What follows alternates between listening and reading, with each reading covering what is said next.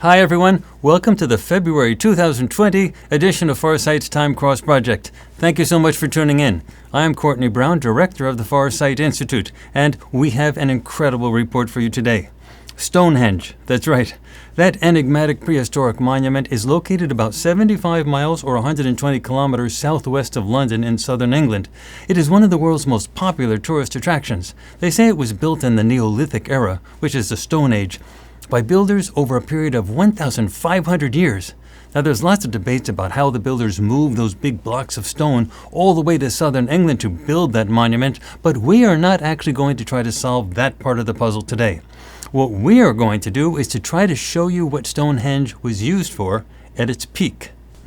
You see, there are two Stonehenge mysteries. The first, of course, is how the big blocks were moved into place, but the second is what the place was used for. Now, we have already done studies of structures involving big blocks of stone, such as the Great Pyramid of Giza, and we found that, in that instance, there was extraterrestrial involvement and technology utilized in the building of the pyramids.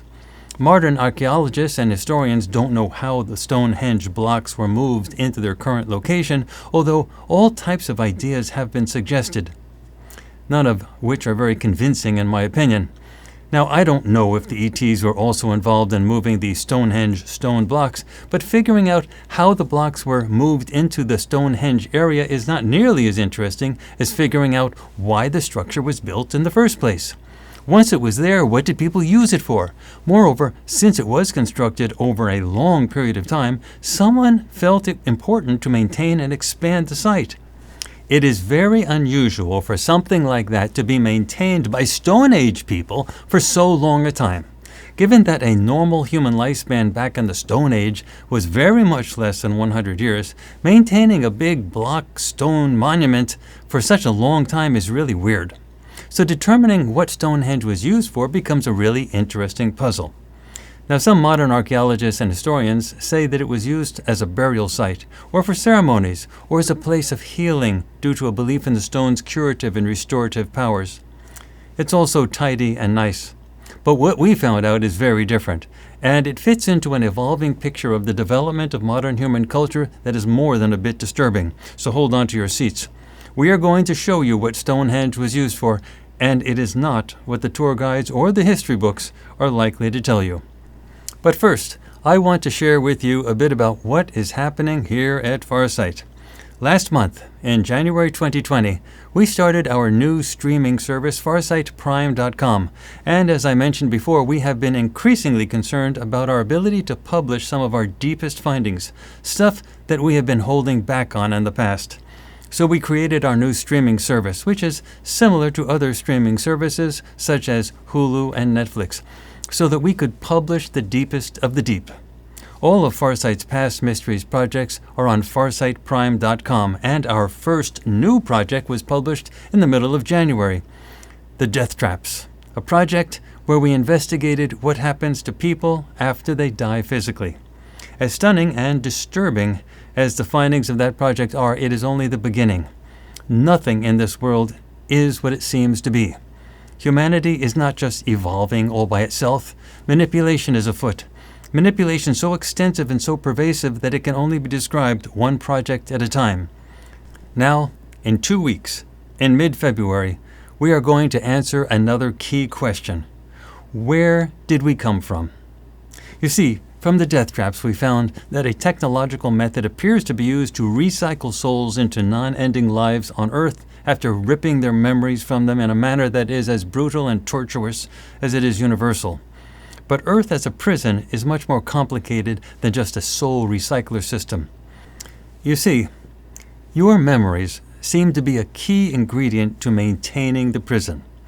If your memories come back even a little, the prison system could collapse. The death traps alone might not be enough to keep everything working. So the big question is, how do we begin to trigger old memories to resurface? Well, if Earth is being maintained and has long been maintained as a prison planet, there must be somewhere else where people ran into problems with the authorities before they got arrested and dumped here. This does not mean that people sent here did anything wrong in a moral sense. They could simply be artists in a society that doesn't like art. or inventors in a society that has already invented everything that can be invented, or creatives in a society that is quite conservative and stuck in its old ways, or, well, you get the idea. But what seems so obvious is that someone doesn't want everyone to remember what happened back then there. And since so much effort seems to be made in erasing memories, there must be an important reason why they don't want us to remember stuff. So reclaiming our past and reestablishing our existence brings us face to face with the crucial question: where did we come from? We are approaching this problem by tracing two very different personality types that seem so prevalent on Earth: the authoritarian personality versus the live and let live creative personality. These two types of personalities are at the heart of nearly all human conflict dramas on Earth. Well, where did those two personality types start their fighting? And what were they doing there back then, such that those same personalities continue fighting here?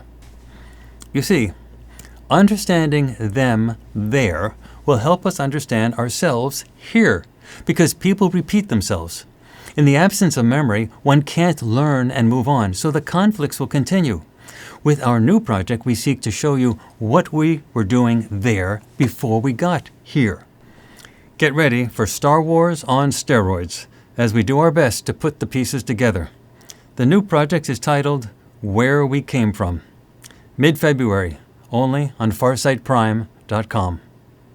Now, obviously, we are still producing our monthly Time Cross show for YouTube, and it will remain free on YouTube. That is the show you are watching right now. It is a great show, with a very actively engaged audience. Important stuff comes out with each episode. But again, for the stuff we simply cannot show you on Time Cross, and for our ability to connect the dots, you will find that at FarsightPrime.com, the place where we put the deepest of the deep. In other news, our remote viewers continue to expand their Instagram offerings, where they feature what they do outside of Farsight, including their modeling photos. They do this for fun, and I think you will like it as well. You can find it on Instagram at Farsight Remote Viewing. Check it out. It's fun. Finally, PrinCess Jeaneé continues to teach the Farsight version of remote viewing, and she is scheduling classes for 2020. You can find her on the web at princessviews.net. Now on to the mystery of Stonehenge. What was it used for? Why was it maintained and expanded for so many years? Now you will know. After you see the remote viewing sessions, I will return to summarize and to interpret the results. Stonehenge is weirder than you have been told. All of the remote viewing for this project was done under blind conditions. There were initial paper sessions, and then the remote viewers continued their work on video. This is a fascinating story with tremendous implications for all of humanity. Beginning with PrinCess Jeaneé, then Kahmia Dunson, Melena Hall, and finally Trudy Benjamin, here is what Stonehenge was used for at its peak.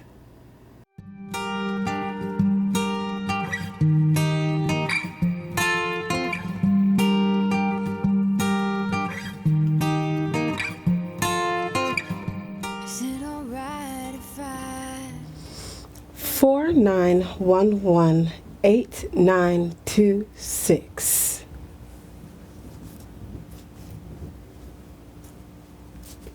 My basic gestalts here are structures and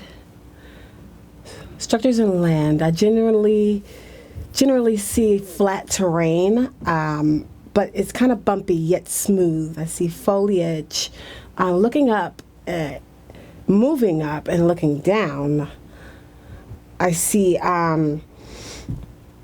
it's something that reminds me of a circus tent. It's just kind of falls out into this shape here. There are circles. There's a circle shape. There are block shapes, a circus ring type of thing. These structures are not skyscrapers, but they're very hard. From the top, it looks like a circular structure with a radiating top. So it's like real circular here, very hard. It's not a super tall structure, but it has these radiating, I don't know if it's light or... I'm going to move to the side of the structure just to get a better feel of it, because right now I'm on top of it. Moving to the side, it's rough. It's like cement or stone here. Flat top, curved on the sides. There are subjects around and inside. There are multiple subjects, mostly male.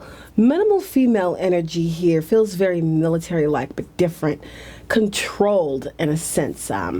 Their minds feel tedious, like they're focused on very small, minute, tedious things. Like little workers. They're like little workers, and they're just just here, just very focused. Their minds are almost the same, like a computer, like running, like little engines and energies, and just forever working and moving. Doesn't seem healthy at all. I'm going to move to the leader, or the main subject, the person in charge of this little energetic lab here.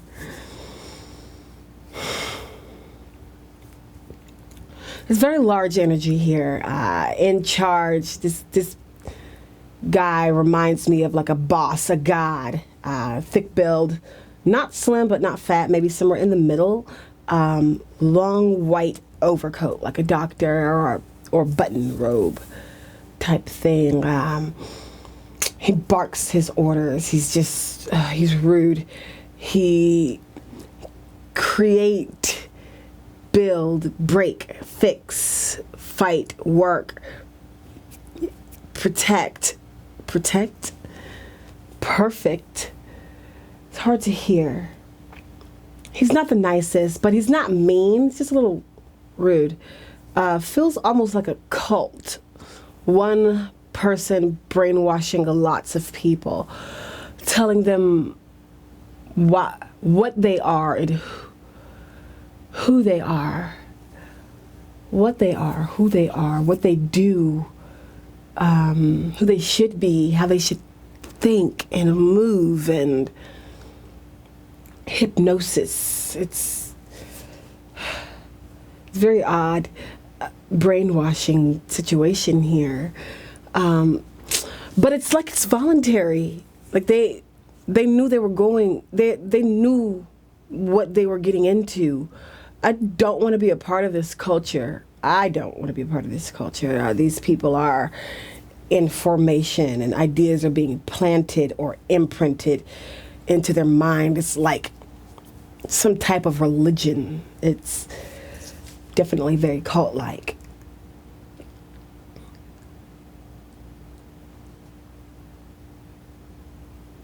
Do that. I don't know. But they're all in order. They're in order everywhere. There's trillions of people here.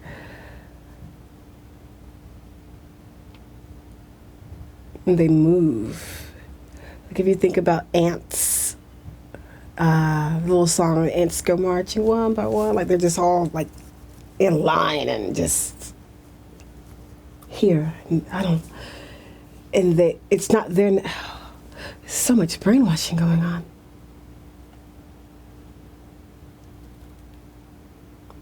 I don't know.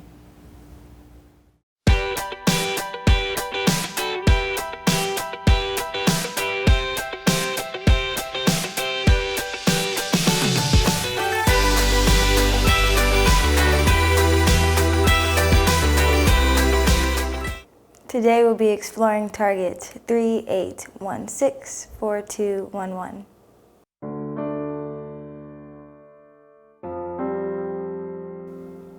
Okay, I have generally flat topography here and just a lot of structures here as well. These structures seem to be like vertical and tall, kind of like pillars or like skyscrapers, you know, just like tall vertical structures. It's kind of loud here. And these structures kind of just all seem to be like hoarded together as well, with like space in between them. Again, it just kind of reminds me of like a city of some sort. And it's just very loud here. I hear a lot of like man-made noises and like footsteps, like, you know, like rushing, like footsteps and stuff. It just sounds like people are rushing everywhere.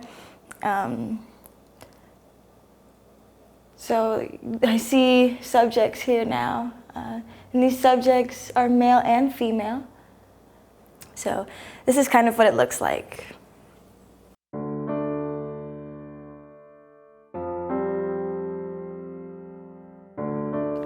Yeah, it's just kind of what I see, just very flat land here. Just like, you know, a little bit of hills, but not really anything special. And then I've just got a lot of pillars here, a lot of very tall vertical structures. And then also the sky is just looking very like there's a lot of cloud dynamics going on. Just looks crazy over here, just a little sky thing.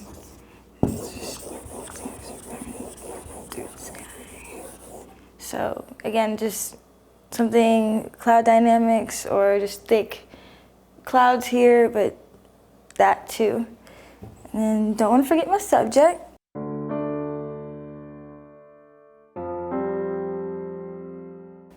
And then the thing about these subjects here is that they kind of all look like they're in like a big group together.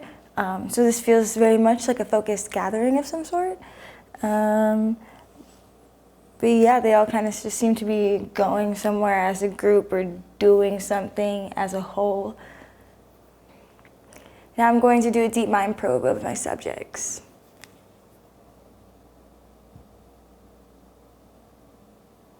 Okay. Overall, just the first initial probing, I feel this overwhelming sense of just like anger or anxiety. A lot of emotions are here.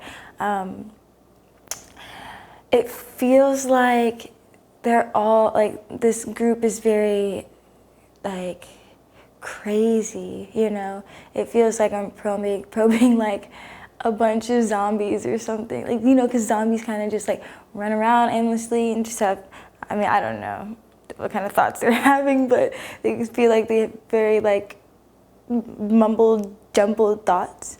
And so these subjects here feel like they are just anxious and angry and a little bit just lost almost, but not lost.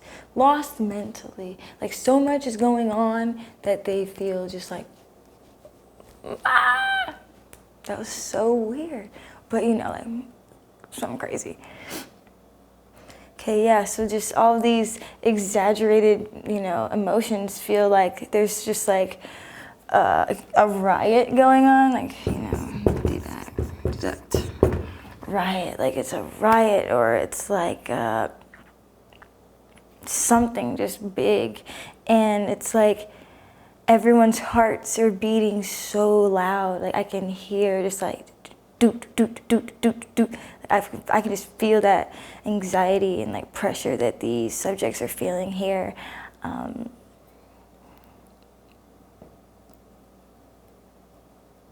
And then I also just like kind of struggle to breathe here. Like my chest feels very heavy. So just overall, my chest feeling heavy and everyone kind of feeling like discombobulated. It just feels like something chaotic is going on here. Yeah, so it just feels like everyone's emotions again are just very, very exaggerated. Like everyone is like flipping out almost, kind of like it's the end of the world, okay? That's kind of how it feels. It feels like all these people are flipping out, everyone's freaking out, no one knows what's going on, and they're all just kind of like running around. They're all like running around together, but it's like, feels like there's like a purpose, but everything just feels so crazy. Like it feels so sporadic and all over the place. That like how can it possibly have a purpose? That's kind of what I'm thinking. Okay, and so out of this whole like group of subjects, I feel just like there's one main person here. Like there's a macho man, you know, like the big kahuna, There you go. We got a big kahuna over here. And so looking for them, I'm going to look for them real quick. Okay, now that they're here, I think I'm going to try and deep mind probe this subject. Okay.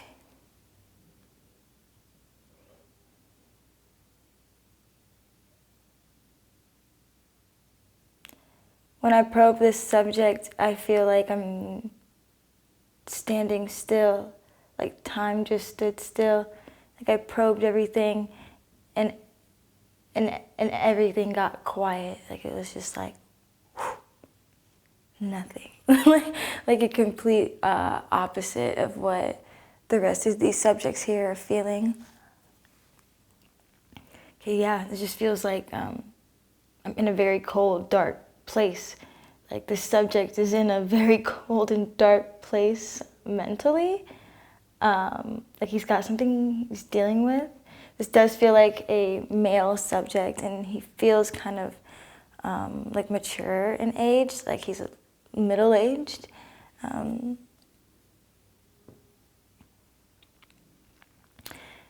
yeah, he just feels very like cool, calm, calculated, like the difference between him and these other subjects is that the other subjects feel very sporadic. Their minds are like all over the place, like something's happening like to them, or like they're being controlled or something, to the point where like they're not really like thinking mindfully and for themselves. Whereas when I probe my main subject, he feels like he's thinking and he's like calculating and he's like planning something. Okay, yeah, so this middle-aged man, he has like very like prominent features on his face, kind of like beautiful Squidward from SpongeBob. Okay, if you know what I'm talking about, leave a comment. But beautiful Squidward from SpongeBob, that's exactly what this guy looks like. He's like bald head, and his eyes are like very like closed almost, like very just closed, and his cheeks are very strong, and his jaw is very strong, and he has no hair on his head. I literally imagine a beautiful Squidward right now. Like that's what I see from the top of my head. Yeah, just very, otherwise like average built, light skin, pale skin, just like, again, on the inside, he just feels like very cold and calculated, like a robot of some sort. He just feels very like unanimated and kind of boring. All right, so just, even though like I feel this cool calmness about him, the activity here feels like he's very like demanding, forceful, like he's orchestrating something, he's directing something that is forceful, like kind of he's the leader of this riot, and he's like the Black Panther, you know what I'm saying? He's just like getting something done to the extreme. But basically, he just is moving with a lot of force, moving with a lot of anger, and it feels like he's leading to some sort of riot or some sort of takeover. And as he's leading this riot, it still feels like his mind's a little bit scattered, like he's trying to piece things together as they go along, like he's improvising or something, in the sense that his mind's scattered to the point where it feels like he's improvising, but at the end of the day, this feels very planned, calculated. He's in control, he's running it, it is what it is, and it just feels very like manipulative or like sad. Yeah, it's just like this scatteredness in his head is related to something outside of his control, like something's happening around him that's just causing this scatteredness in his head, but for the most part he feels very cool, calm, calculated, in control. Now, something else is just like,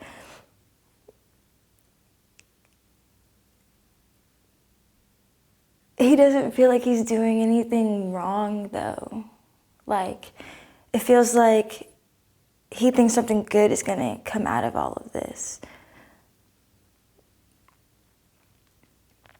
It almost, you know, like, kind of almost like he's like,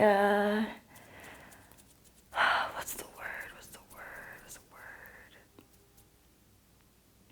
Almost like he's like the leader of this, like, reforming group, the leader of like a anti-something group, leader of a hate group, like leader of some sort of group that deep down feels like, you know, he's not doing anything wrong, nothing wrong is happening here. Or if something wrong is happening, it's for the greater good, it's for, you know, a positive outcome.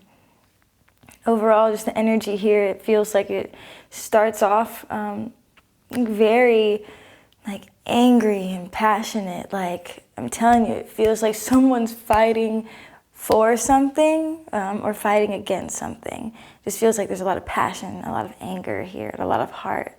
And then kind of, you know, I don't know, it just feels like, feels weird. And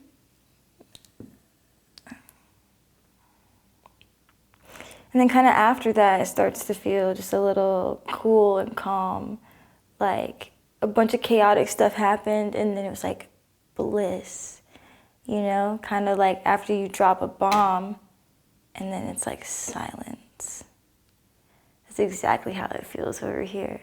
But yeah, basically, all I have here is some flat land, some like tall looking pillars, and a bunch of subjects around these pillars. It kind of reminds me of a city. I hear just a lot of man-made noises, a lot of footsteps, a lot of running.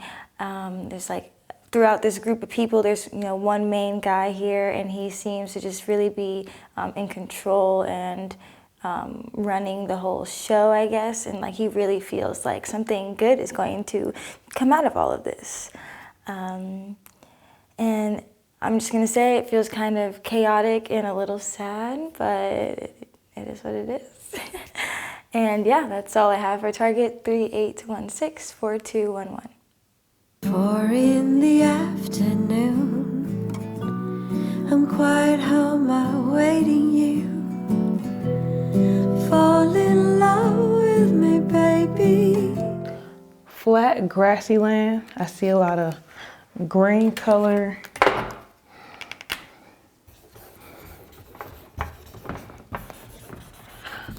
Like a large yard, almost. I'm picking up a lot of subjects. Few talking, not loud noises, but I see subjects. They're everywhere in like a group. As I look down, I see objects. There is activity by the subjects, and it's objects arranged in some formatted structure on the ground. It looks like this.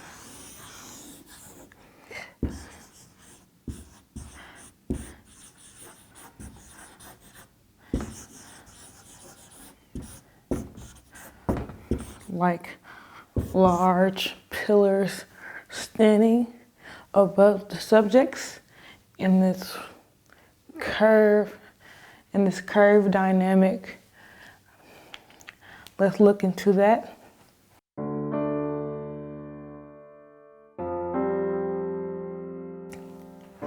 I see male and female subjects here.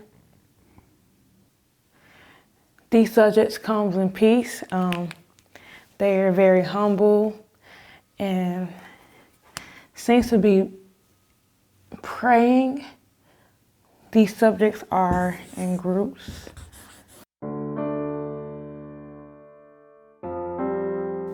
They seem to be praying in this tall objects area, just praying.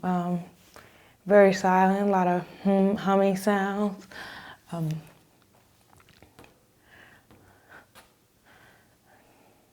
They come here a lot.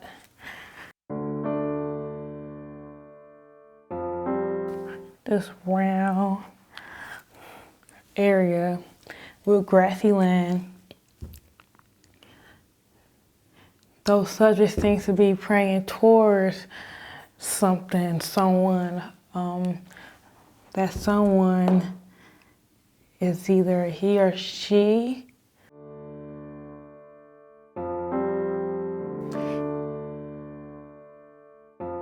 The subject is important. He or she is the leader, but that subject holds a lot of power amongst the ones that are praying towards it. So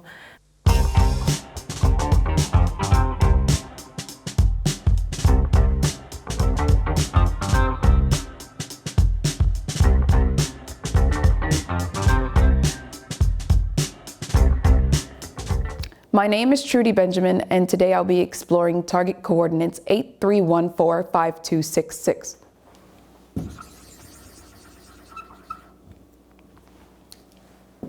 Basic gestalts for this target is subjects, land, and structures.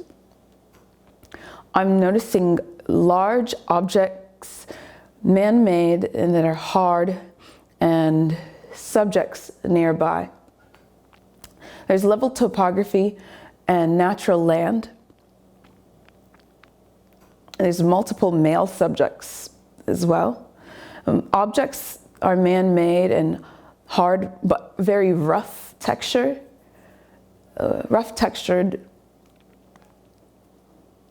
very large, but these objects are organized in a shaped pattern, like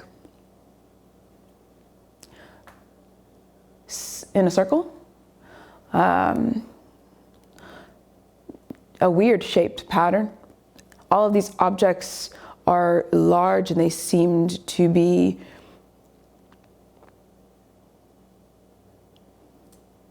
the same size and the same shape.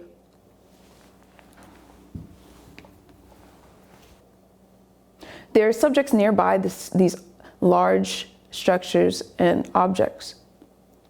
There's a focused gathering similar to a crowd.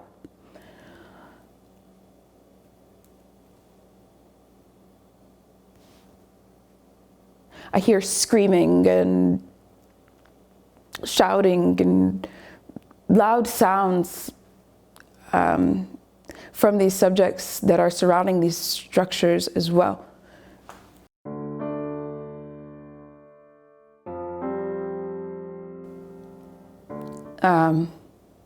Coming from these subjects, I can sense loud screaming and frustration and high energy, lots of fear or flustered emotion. There's a lot of chatter and talking.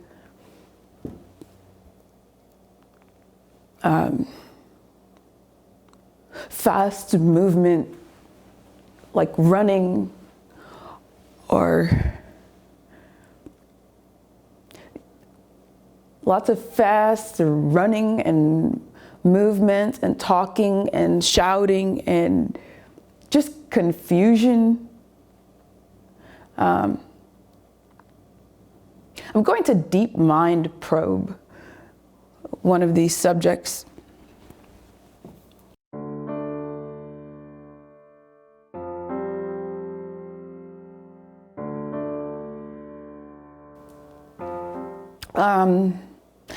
Deep mind probing a subject A. The first subject I'm sensing like a crowd. There's talking and anger. There's lots of talking and anger and confusion and frustration.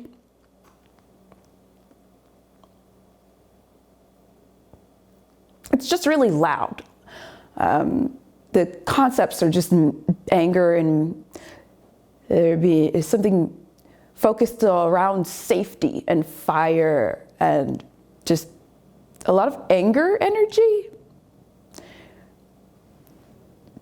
in regards to another subject, deep mind probing subject. Like, why is subject A there?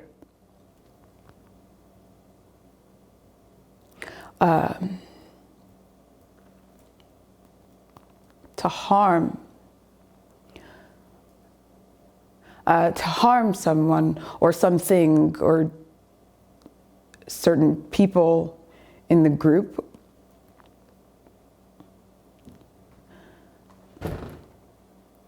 I'm sensing danger in this group of subjects that are mainly males. There's a lot of talking and shouting and screaming and mad conversations about safety, and it's a bit dangerous. In my forefront, the first word that comes to mind is danger. Like there's a fight that's about to happen. We're going to deep mind probe subject B, a different subject.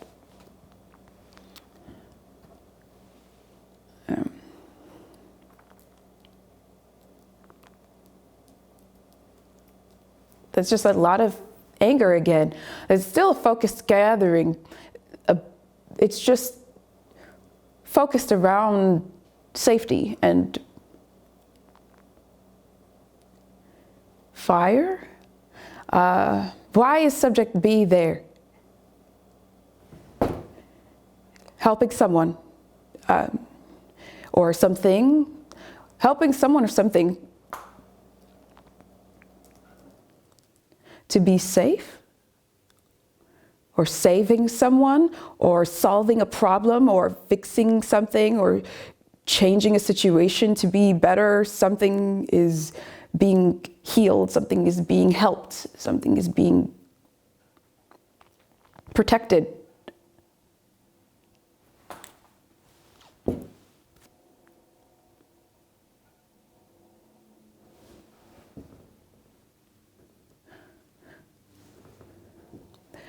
The majority of these subjects around these large, rough structures are males, and the focused gathering is highly flustered and frustrated and angry. I'm continuously thinking of a fight or an argument. There's something surrounding danger and safety and fire, or fire energy, or something fiery or dangerous.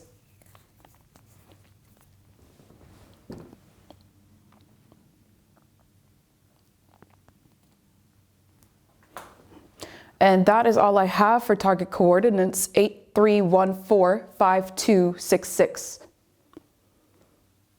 Okay, so what can we say about Stonehenge? History likes to sugarcoat everything, and with respect to Stonehenge, the narrative is usually that it was a place of religious ceremonies, burials, cremations, and importantly, healing the sick and wounded. This last element of healing is often a result of modern archaeologists finding evidence of injury and illness among the buried remains. Well, our remote viewing data do not paint such a rosy picture.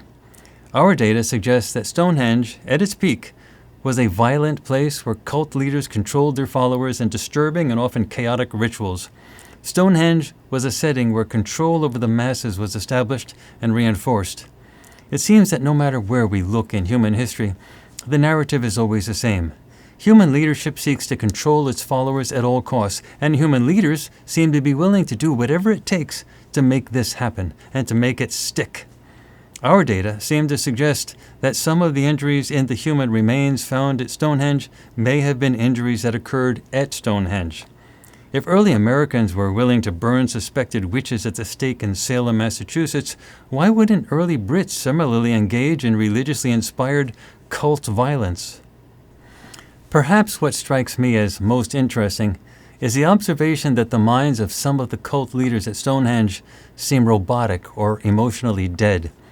We did not probe for this directly, but it makes me wonder if someone else was messing with the heads of the cult leaders. These results make me wonder if Stonehenge was used as a manipulative setting for other subjects who were able to influence the minds of cult leaders so as to keep the cults whipped up over a great many years, thereby controlling the masses in a way that served some larger purpose. It would fit a pattern of ET-inspired cultural chaos that seems to run through more than a few of our projects at Farsight. Given that Stonehenge was operational, maintained, and expanded for approximately 1,500 years, it makes me wonder if there was a long-term agenda. It's just a thought. Well, that is it for this month's edition of Time Cross. Thank you so much for tuning in. I hope you get a chance to watch our upcoming new release, Where We Came From.